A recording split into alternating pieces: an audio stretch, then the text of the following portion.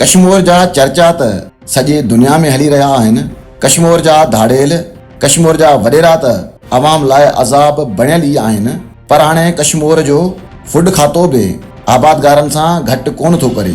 ही आहे मोहम्मद यूसुफ मलिक उर्फ डीसी। ही साईं डीसी कीअं बणियो?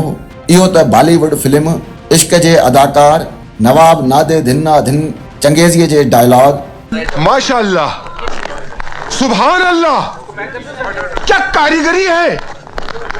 इस फनकार ने तो खुदा की कुदरत को ही बदल कर रख दिया। डीसी साहब हिकु भेरो फौत थी वरी जीअरो थी वियो आहे। संदसि इन्हीअ कारीगरीअ ते ॿिए किस्त में ॻाल्हाईंदासीं। मोहम्मद यूसुफ उर्फ डीसी पीआरसी सेंटर जा इंचार्ज आहिनि। डिस्ट्रिक्ट फूड कंट्रोलर फ़कीर नज़ाकत हिस्बानी सां गॾिजी सरकारी बारदानो पंजाब जे वापारियुनि खे विकिरो करे पंहिंजे ई शहर जे आबादगारनि खे हथनि सां नुक़सान ॾेई रहिया आहिनि। ही सबूत आहे कहिड़ी रीति सरकारी बारदानो प्राइवेट मिल्स ते पहुचायो वियो आहे।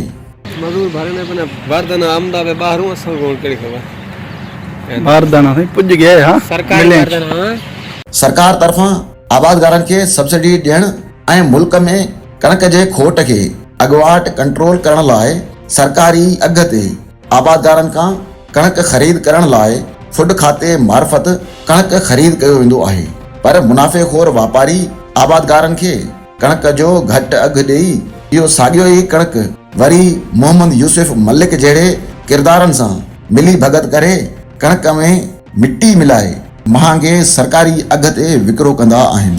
ख़ुराक खाते सिंध जे सूबाई वज़ीर जाम ख़ान शोरो ऐं सिंध जे वॾे वज़ीर सैयद मुराद अली शाह खे घुर्जे त सरकारी बारदानो वापारियुनि खे विकिरो थियण वारे हिन वीडियो जी जांच करे मुलविस माण्हुनि ख़िलाफ़ कार्रवाई कई वञे।